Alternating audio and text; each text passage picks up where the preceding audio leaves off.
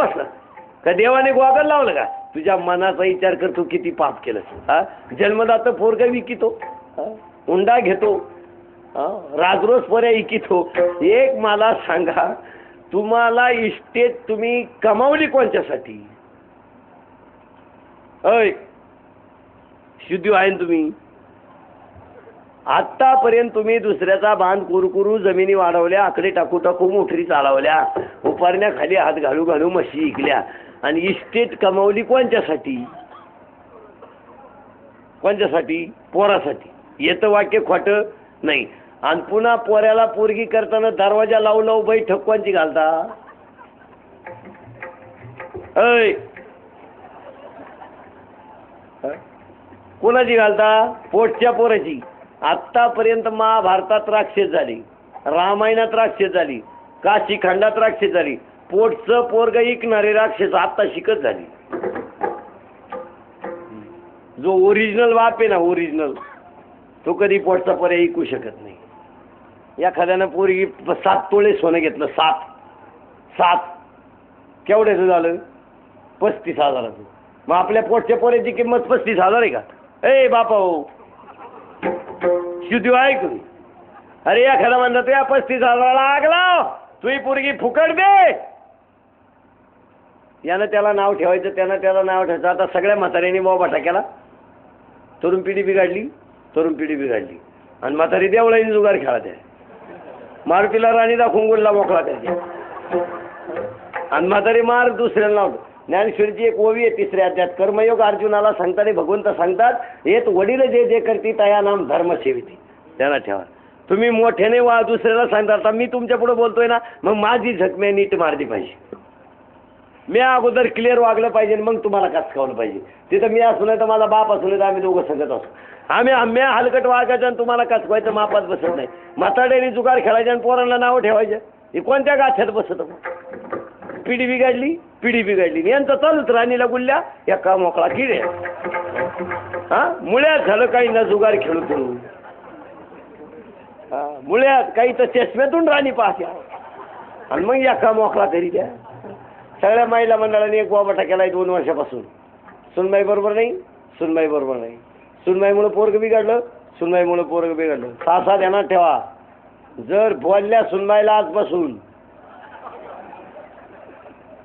तुमचं पोरग ताब्यात नाही लोकांच्या पोरीला नाव ठेवायचं काम काय तुमचं शुद्धी होय का तुमचं उलट तिला म्हणते तू म्हाताऱ्यावर धाव मी भांडी वाटून घेतो हलकट कोणचं आहे अय सासा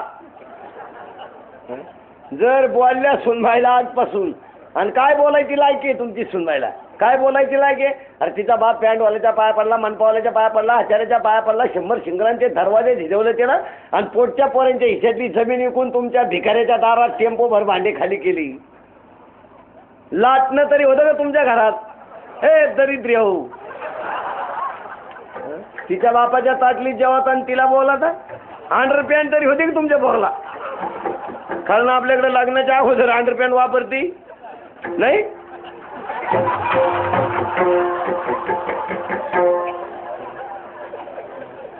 कबूल झाले कबूल झाले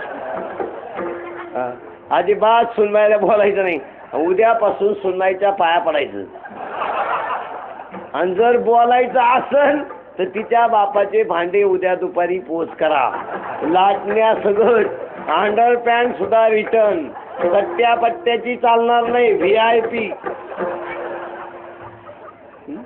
यानं त्याला बोलायचं त्यानं त्याला बोलायचं आणि काम बाकी कोणी करायचं नाही आता सगळ्या 18 ते 22च्या पोरीने एक बोबाटा केलाय नोकऱ्या नाही हो खैर भांड थोबाडात मावा पाहतं कुणीकडं कॉम्प्लिकेटेड झालो तुला मार्क आहे का पिस्तुल्या तू 12वीला 3 वेळा बसला तुला कोणत्या ऑफिसला घ्यायचं ज्याला मार्क आहे त्याला नोकरी आहे तू 12वीला 3 वेळा बसला तुला कोणत्या ऑफिसला घ्यायचं तू बरं आहे ना देवा पुढं बजाव कला कवा जीप काढून नाचाच्यात आपली पोरं जीप काढून आणि जीप काढून एकच प्राणी पळवतो कुत्रा त्यांचा सुद्धा सीझन संपला पण यांचं कवाय बँड वट फडफडलं बजाव काही मूर फाटवणं आता टाळ घ्यायला रोग झाला, माळ घालाय. आता काही नजर म्हणलं ना टाळ घे, मी कॉलेजला आहे म्हणजे काय अक्कल आहे बसुला अशी, लोकांची नावं डांबरीवर लिहितो, काय अक्कल आहे. संडासात नीट बसना आपली पोरं, एवढ्या घाणीत पेनानं लिहितो बा, अमक्याचे अमकेशी लफडे आहे, आणि खाली लिहितो वाचणारा गाढव आहे, आणि त्याचाच बाप जातो हे माझंच कॅलेंडर आहे. काय वाचितून काय तर आहे. एक ध्यानात ठेवा, कीर्तन किती ऐका पण माणसं बदलायलाच. नोकऱ्या नाही असं कोण म्हणलं? तुम्ही काही काही निर्णय ठोके. आता बाया माणसांना सांगून ठेवतो आजपासून प्रत्येक बाईनं 6 महिने नवऱ्याकडे साडी सुद्धा मागायची नाही, फक्त एक गोष्ट नवऱ्याकडे मागायची.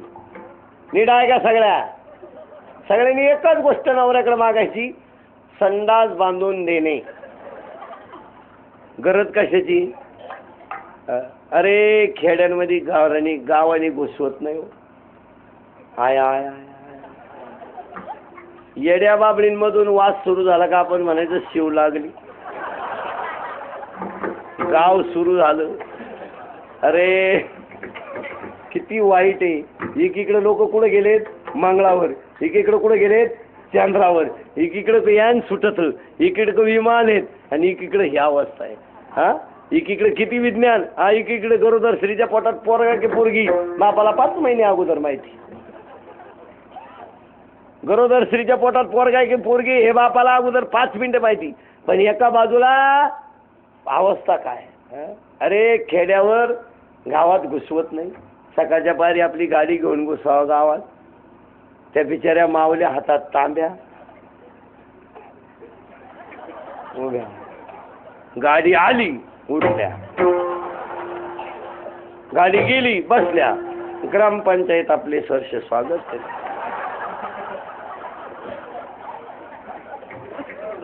गाडी गेली उठल्या, ती बोर्ड आहे तिथंच राहते ग्रामपंचायत.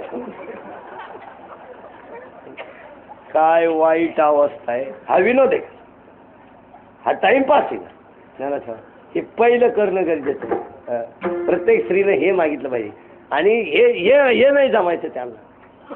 नाही नाही फ्रीज आणा आहे का ठेवायला काही. 3 वांगे 2 अंडे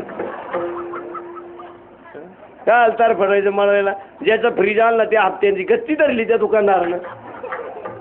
1000 रुपये आणि एक जणा ठेवा. तुम्ही एकीकडे पैसा वाचवाल, एकीकडे घालवाच लागेल. तुम्ही आरोग्यासाठी काही पैसे घातले, 5-7 हजार रुपये जर संडासासाठी घातले तर घर निरोगी तरी जाईल. इकडे वाचवायचे आणि इकडे घालवायचे, याच्यात काही मजा आहे का? एका माणसाला 1000 रुपये पगार. त्यानं एका त्याच्या कार्ट्याला स्लीपर घेतली आणि त्याला सांगितलं जिन्यावर माडीवर राहतोय आपण, एक पायरी सोडून चढत जाय, म्हणजे चपला घासायच्या नाही. बाप मग घ्यायचीच का आला. आता ते कार्ट 2 पायऱ्या सोडून चढायचं. कार्ट त्याचंच होतं. 2 पायऱ्या सोडून चढायचं. आलं खाली. त्या बापानं ह्या 2-4 निवार कान फाटी दिल्या. एक जण आला म्हणला का हो, म्हणला याला काल चप्पल आणली, म्हणलं घासू नये म्हणून एक पायरी चढ. हे 2-2 पायऱ्या चढलं. मग तो म्हणता उलटा फायदा झाला ना. तो म्हणला फायदा का आता? पॅन्ट उसवली ते, म्हणजे चप्पल गेली आणि पॅन्ट उसवली. मी एकच झालं. मग चप्पलच चांगली घेतली असती तर का आला पॅन्टचं वाटून झालं असतं. एकीकडे घालवा, एकीकडे जा. 2000 रुपये पगार असणाऱ्या माणसानं 200 रुपये दान धर्मात घातले पाहिजे महिन्याला. नाही तर ते त्याच्या डॉक्टरचं बिल असणार ध्यानात ठेवा. हां, आणि रोग बी गरीबाच्या घरी नाही येत कधी. ते असे कोणत्या घरी यायला मोकळे नाही. हां, ती इज्जत घालवाय मोकळे नाही. ज्या घरात खायची ठेप होईल तिथंच रोग येणार. हां, फ्रीजमधले सफरचंद. मग महाराज म्हणले तुका म्हणे भार घाल.